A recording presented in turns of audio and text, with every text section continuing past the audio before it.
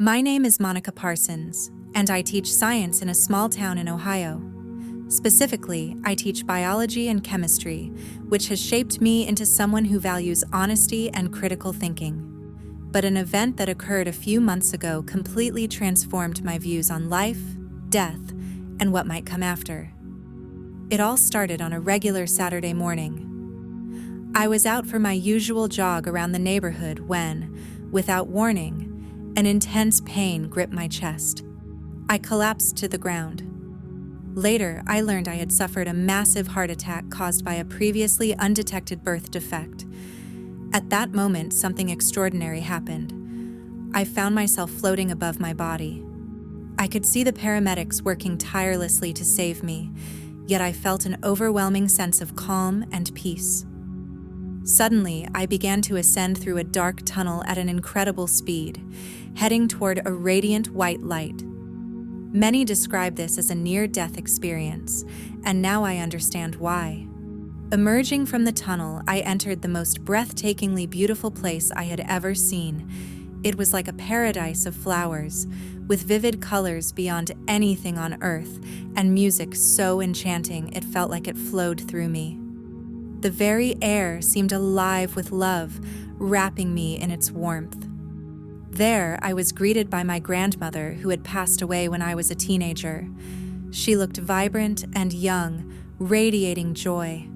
She embraced me, her words full of pride for the person I had become. Then she told me it wasn't my time yet, that I had a crucial purpose still to fulfill on Earth.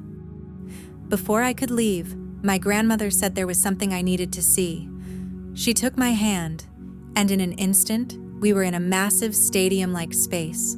It was there that I saw Jesus. Words can hardly describe the experience. He emanated the purest love and kindness I'd ever encountered. Being near him filled me with a sense of complete peace and unconditional acceptance. He smiled at me and said there was something important he wanted to show me. With a wave of his hand, I saw countless souls surrounding us in what he called the third heaven. It was a place of rest for those who had recently passed away. The area seemed divided into distinct sections. In one, I saw souls at perfect peace. Jesus explained that these were people who had lived good lives. They were in a state of safety and tranquility, awaiting the final resurrection. In another part of this incredible place, I saw souls learning and growing. Jesus explained that these individuals needed more spiritual development before they could move on to higher realms. They were guided by angel-like teachers who helped them heal and correct mistakes from their past lives. Nearby, I noticed a darker area filled with restless, sorrowful spirits. Jesus said, with deep sadness, that these were people who had turned away from love and goodness during their time on earth. They weren't being harmed, but they were separated from God's love and light. However, he assured me that, in the end, they would have the opportunity to choose differently. Jesus explained that this third heaven was only temporary, a transition between life on earth and the eternal worlds beyond. When someone dies, their soul comes here to reflect, learn, and prepare. Those who lived virtuous lives rest in peace and joy, experiencing a glimpse of heaven. Souls needing growth are given opportunities to learn, and even those in darker places can choose to embrace the light and be redeemed. I saw my childhood best friend, who had passed away from cancer during our college years. She was in the learning place, radiating happiness and peace. She was working through feelings of guilt, forgiving herself, and finding healing. I also saw a distant cousin who had struggled with addiction. He was in a darker area, but I noticed angels gently reaching out to him. He told me something profound. Every soul, no matter how lost, has hope. My cousin asked me to bring a message back to Earth. He said too many people either fear death or believe there's nothing beyond it. He wanted me to share that life continues after death, offering endless opportunities for growth. Ultimate happiness is available to those who choose it. He emphasized how crucial our earthly lives are, that every act of kindness, every choice to love instead of hate, and every moment of forgiveness shapes our eternal existence. Jesus told me my time on earth wasn't over, and I had important work to do. He asked me to share what I had seen to give others hope and remind them of the beauty that awaits. I hugged my grandmother one last time before I felt myself rushing back through the tunnel. Just as I reached the end, I felt the jolt of a defibrillator bringing me back to life. I later learned I had been clinically dead for over 20 minutes. That experience changed everything for me. I no longer fear death. I understand now that it's a passage to something unimaginably beautiful. At the same time, I've come to treasure life on earth even more. This life is a precious opportunity to grow, to love, and to help others. I've become gentler and more compassionate, recognizing that everyone is a soul on their own unique journey. I try to see people as Jesus does, with unconditional love and a hopeful belief in their potential. One of the most profound lessons Jesus taught me was that our actions and choices in this life directly shape our souls and influence what we experience after we die. It's not about following strict religious rules or rituals. Instead, it's about becoming more loving, compassionate, and wise. Each decision we make, choosing forgiveness over resentment, kindness over selfishness, or courage over fear, brings our hearts closer to the divine love that sustains all existence. These choices don't just affect the world around us, they transform the essence of who we are as eternal beings. The peaceful, joyful souls I saw were those who had dedicated their lives to learning love and wisdom while on earth. They weren't perfect, but they had consistently worked to grow and treat others with kindness and respect. Meanwhile, the souls in the learning areas were often good-hearted individuals with unresolved struggles. Perhaps they had trouble forgiving or had become overly focused on material gains at the expense of relationships. Despite these challenges, they were eager to grow and embrace new lessons. In contrast, the souls in the darker regions were those who had lived selfishly, harmed others, or chosen indifference over compassion. Yet even they weren't condemned to eternal despair. I witnessed angels and higher souls gently reaching out, trying to awaken the spark of divine love within them. Jesus emphasized that no one is beyond hope or salvation. Every soul carries a sacred light, no matter how deeply it may be buried. Love is relentless and never gives up on anyone, even if their journey toward the light takes more time. I understand how unbelievable this might sound, especially since I teach science. If this hadn't happened to me, I don't think I would have believed it either. Some colleagues and even family members have dismissed it as a hallucination caused by lack of oxygen to my brain. But I know, deep in my heart, that what I experienced was real, more real than anything I've ever encountered in this earthly life. Love, hope, and the eternal nature of our souls are truths too important not to share, even if others doubt them. One of the most intriguing things Jesus revealed to me was about the structure of heaven. He explained that heaven consists of multiple levels or realms, each serving a unique purpose in the spiritual journey of souls. He made it clear that what I experienced was the third heaven, a kind of first stop for souls after death. Beyond this, there are even higher worlds, each more breathtaking and transformative than the last. This revelation reminded me of something I later discovered while researching my experience, the Book of Enoch. Though not included in the Bible, it describes Enoch's journey through 10 heavenly realms. Jesus confirmed that many such heavenly places exist, each designed to help souls evolve spiritually in different ways. In the third heaven, there was a section of unimaginable beauty, a paradise that felt alive with colors, light, and energy. It was like the most perfect garden imaginable, brimming with vitality. Jesus referred to this place as Eden or paradise.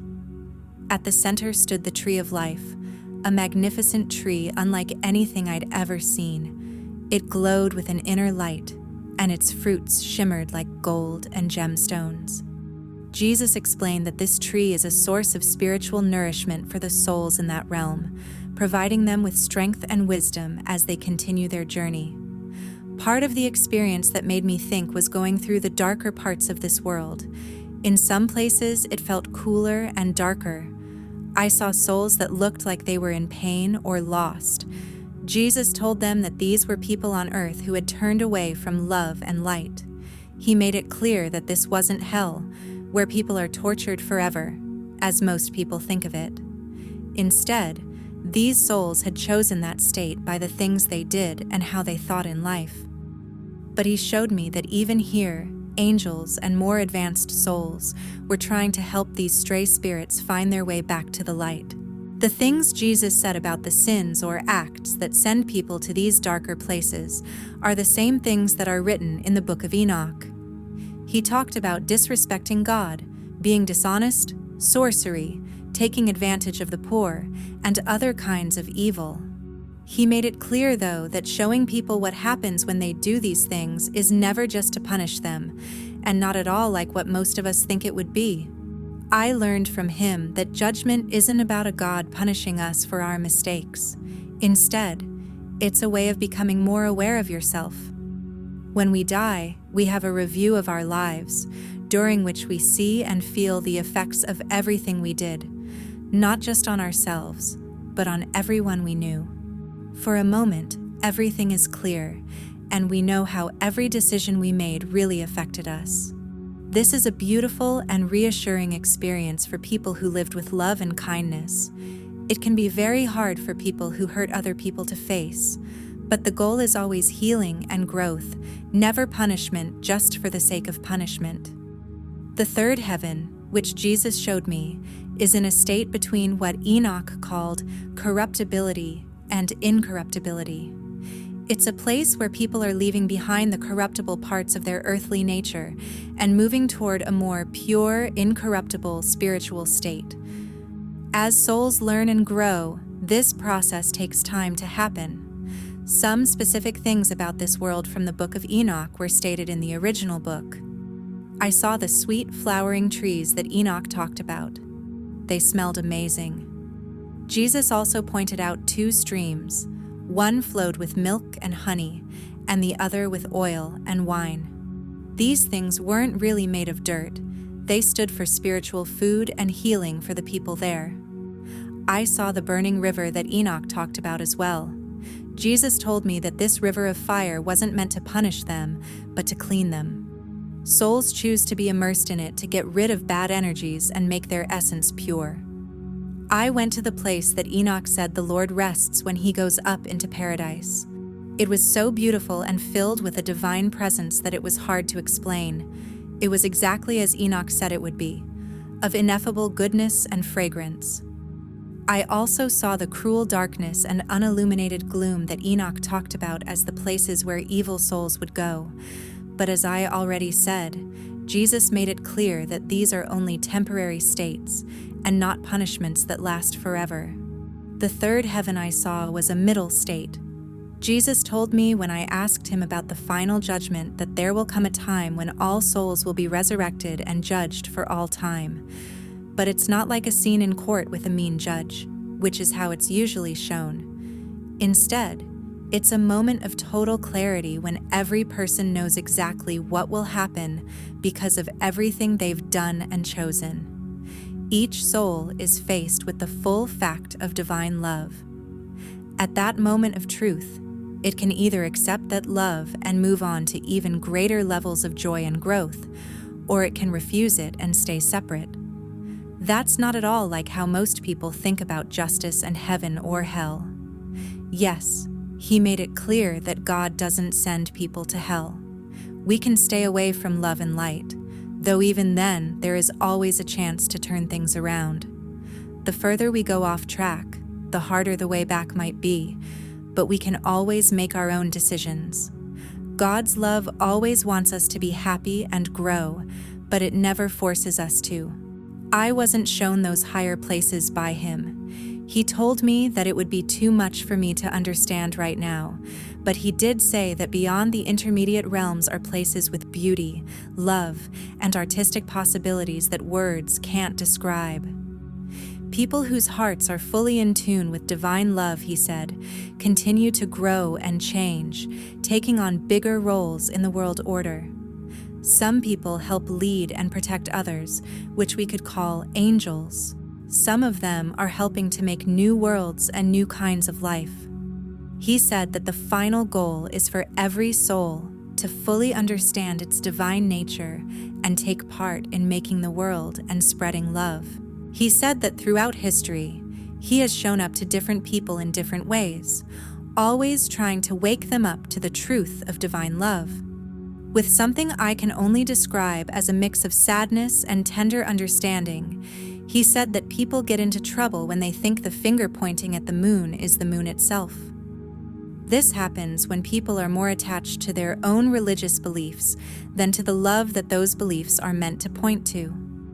Along with that, he showed me how evil spiritual forces, which some might call demons or dark entities, twist religious teachings and use them to cause conflict and hate.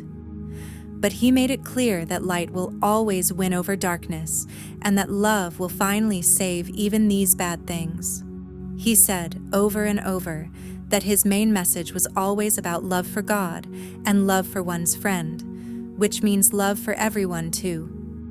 Many of his followers, he said, have become involved in political power battles and lost sight of the easy but hard way he taught them, to love and forgive deeply.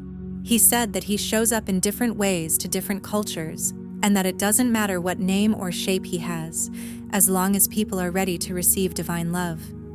He had a lot of respect for doubters and atheists. He said that many of them are responding against religions that are damaging or distorted, that they have seen, and that they are honest and kind, and he respects that. He also said that a religious person who uses their religion as a tool is farther from God than an honest atheist.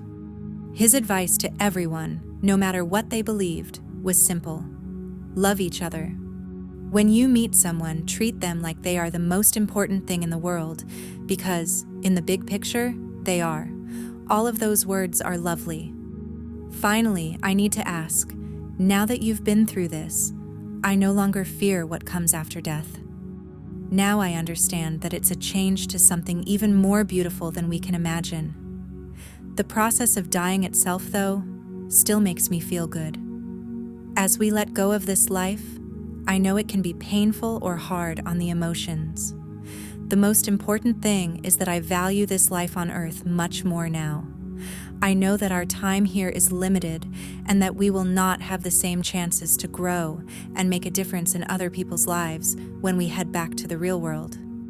Even though I'm excited about what's to come, I'm also determined to enjoy every moment I have here, to love deeply, to learn new things all the time, and to try to make a change in any way I can. A question I get asked a lot is, do our pets go to heaven? I'm happy to say that I did see animals in the next world. Jesus said that every life is holy and that animal souls do live on after they die. It's possible that their hearts don't grow like ours do, but they do feel love and joy on the other side. I had a great time seeing my childhood dog again. It made him so happy to see me. He was full of love and energy.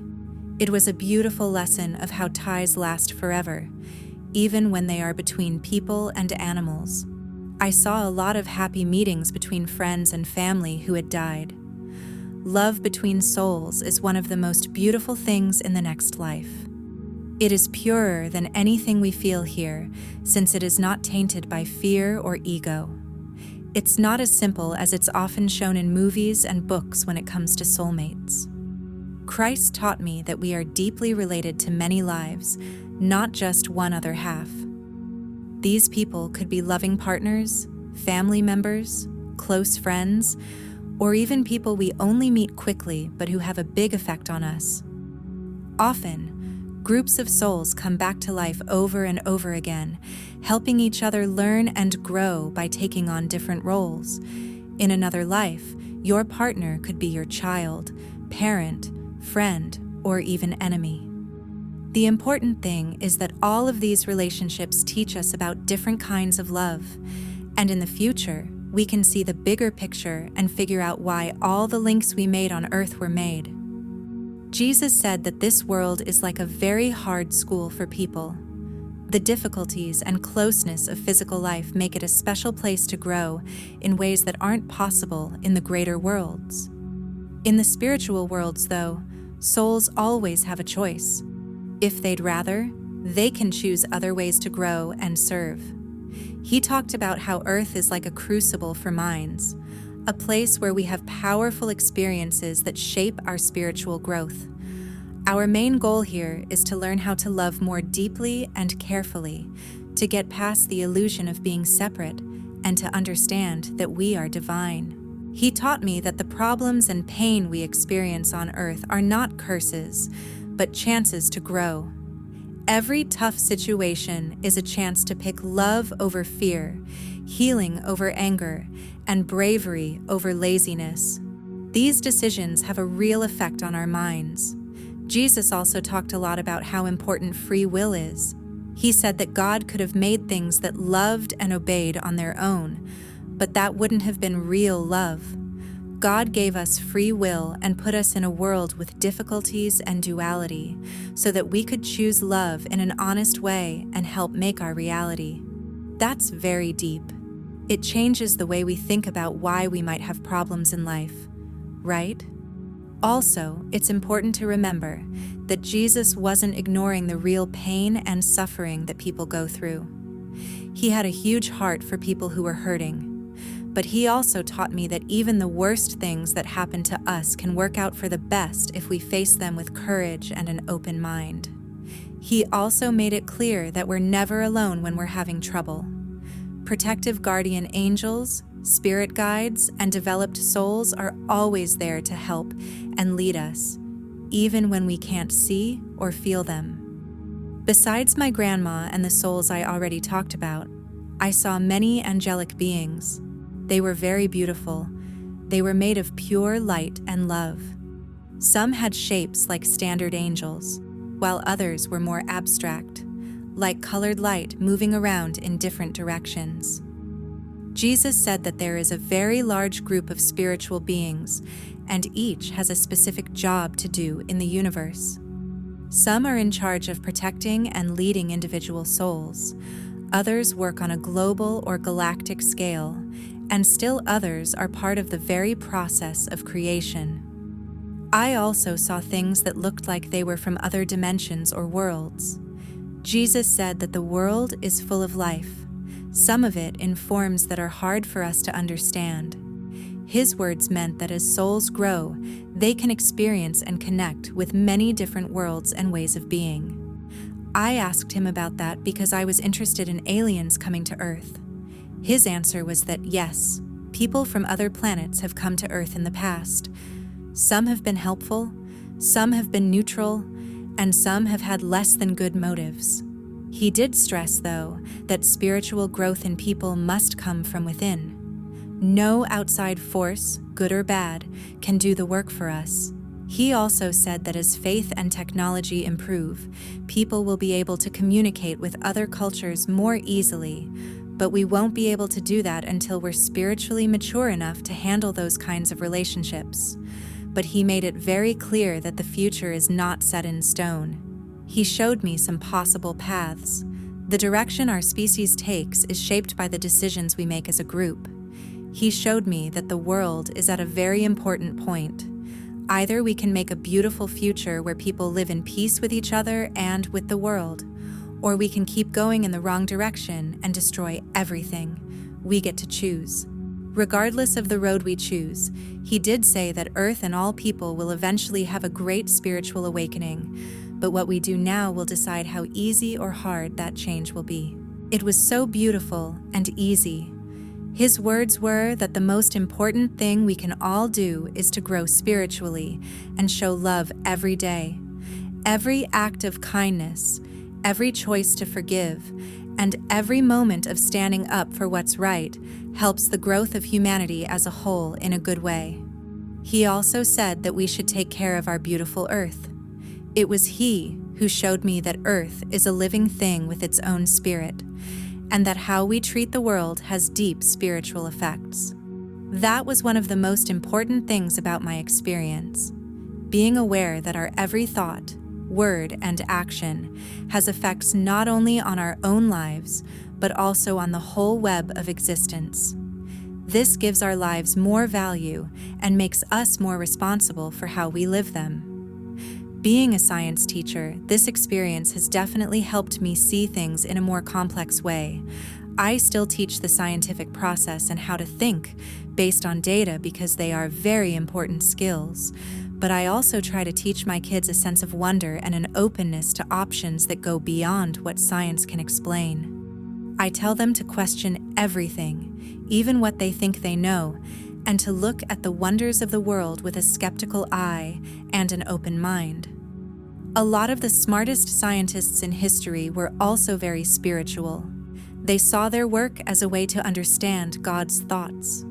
The most important thing I try to say is that science and faith are not opposites. There are two ways of looking at the amazing world we live in that work hand in hand. As I've mentioned before, I completely understand why some might be skeptical. After all, I was too, before this experience changed my perspective. I encourage you to stay open-minded, but also to learn more before making a judgment. There's a growing number of scientific studies focusing on near-death experiences, NDEs. Some individuals have accurately recounted events that occurred while they were clinically dead. But what stands out even more is how these experiences transform people. Consistently, those who have NDEs emerge more compassionate, less self-centered, and less fearful of death, regardless of their prior beliefs. Many go on to make significant positive life changes, dedicating themselves to helping others. If NDEs were merely dreams caused by a dying brain, why would they inspire such profound and lasting improvements? Ultimately, I realize this is something that needs to be personally experienced to fully grasp. I don't expect everyone to believe me.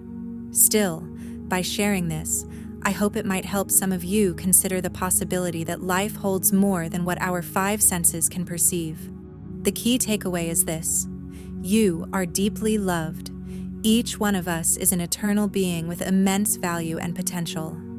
No matter your past or what you've endured, you are loved and you can grow. This life is a rare and precious opportunity. Use it to love wholeheartedly, keep learning, forgive freely, and assist others whenever possible.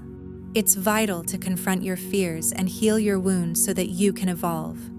Remember, death is not an end. It's the beginning of something even more beautiful than we can comprehend. That doesn't mean we should take this life for granted. Every moment here is meaningful, and our choices shape our eternal journey.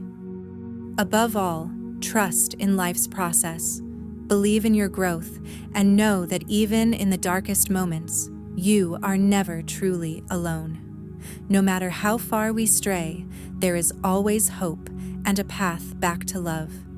Thank you for allowing me to share my story. I hope it offers you comfort, inspiration, and hope.